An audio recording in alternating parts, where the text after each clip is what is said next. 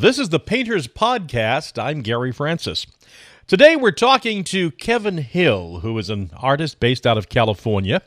Kevin is in his early 20s, has only been painting for about 5 years. He has over 200 YouTube instructional videos. He has almost a dozen and a half DVD instructional videos. He's had workshops in New England. He's had workshops in California for the past 2 years, teaching hundreds of people how to paint. And his work is just stunning. He has come out with his own line of brushes. He is sponsoring his own line of paint. Kevin, welcome to the Painters Podcast. Hey, thank you. It's great to be here. A lot of people would like to know, how long have you been painting? Well, I've been painting now for about 5 years. I started when I was 15. Have you had any kind of formal training, or are you strictly self-taught? Well, I've had a little bit of formal training, but I'm mostly self-taught.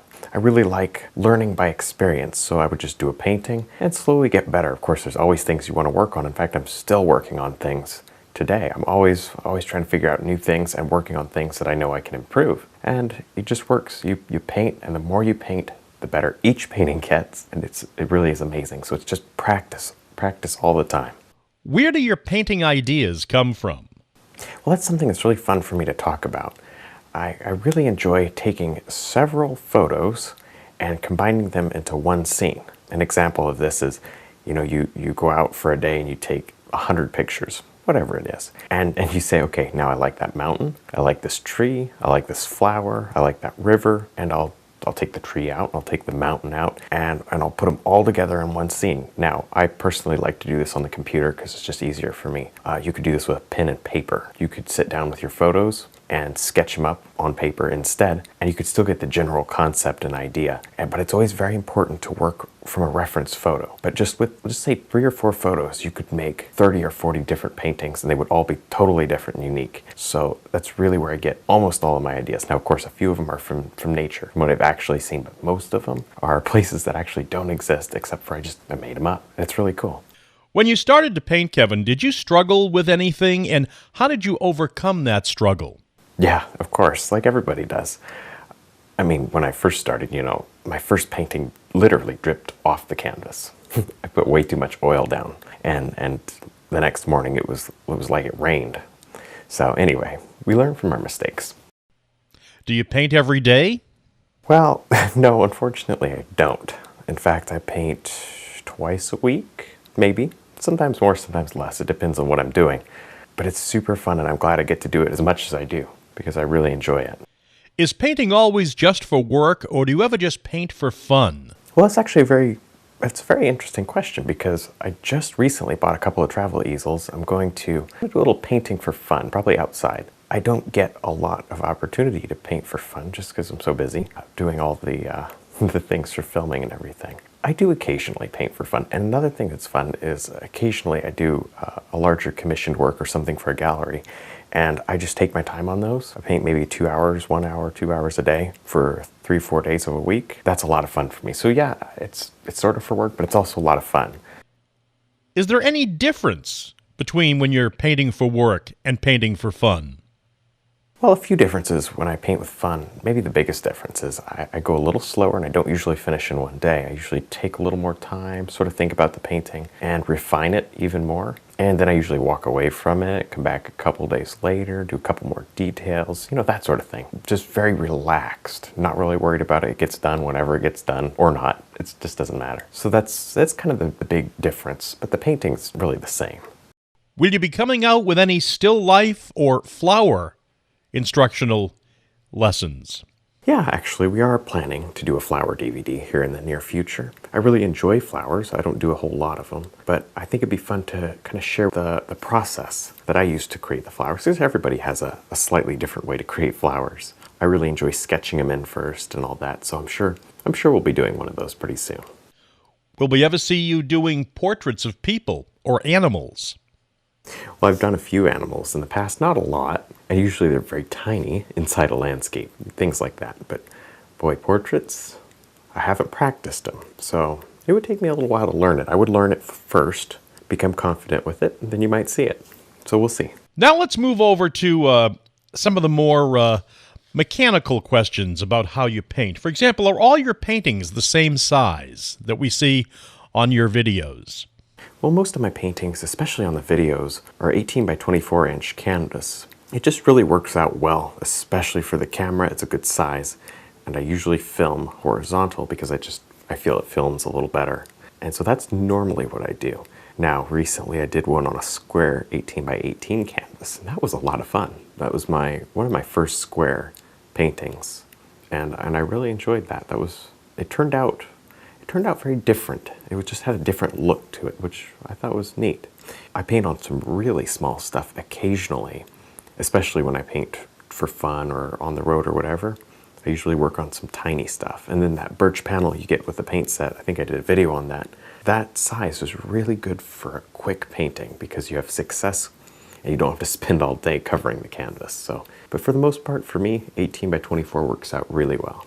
Do you use any special brushes or tools? Well, actually, I use my own brush line that we had custom made, and they're available on the website. So if you're interested in getting some of the same brushes and tools that I use, you can go there and check it out. It's really important for me to know that you guys can use the same stuff that I use, so we're all on the same page and we can all have success. We're not fighting the equipment. If we have the wrong brushes, it's a lot harder. Having the proper tools is very important. Having the proper paint's important as well. It's all a matter of sort of setting you up for success, because the only thing I want you to have to focus on is the art, not so much the tools. How do you go about preparing the canvas before you actually start to paint on it? Well, that's a great question because I've had several different ways I've done it in the past. The way I find is the absolute easiest is to coat only the top area, the sky area, with a medium mixed out of clear gel and titanium white. About a 50-50 mix is okay. You can use just gel.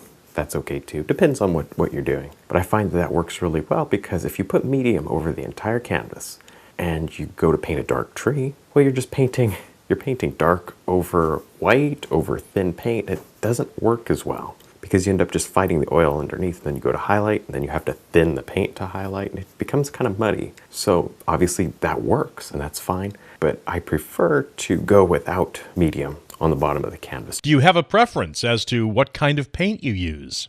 Well, paint's actually very important. I like the Gamblin 1980 series, and we have a set of that on the website, so you can use the exact same colors that I use. The oil paint's important because the right pigment and the right consistency helps so much. Sure, you can do the paintings in whatever paint, or different medium that you choose. I just want people to be on the same page that I am, all working together with using the same stuff. And I find these paints to work out really well. They're pretty, I almost want to say sticky. They don't slip around too much. There's not too much oil in them. So that helps a lot. It helps to grab the canvas, but they're highly pigmented just enough that you can use a very small dusting of paint and coat the canvas. And it's all about limiting the amount of paint on the canvas because too much texture, especially in the underpainting, is not good. It makes it very muddy. Do you mix any extra oil or mediums into your paints to make them flow better? Well, as I touched on before, the only time I like medium down on the canvas is in the sky, and it's a very small amount. It doesn't take much. So I do put a little bit in the sky, otherwise I don't. In fact, I always say, if you're having trouble making the paint come off when you're highlighting, either wipe down the area with a paper towel, get rid of some of the extra paint you have on the canvas that's not helping you, or you can simply load more on the brush. So those are your two options, because that way you're controlling the paint on the canvas. You don't get muddy, it doesn't get slippery, and you're in better control the whole time. And of course, to use the liner brush, you do need to thin it with a little bit of oil, but that's about the only time you want to go very slippery. Otherwise, it can become a muddy mess, and you don't want that. How do you clean your brushes?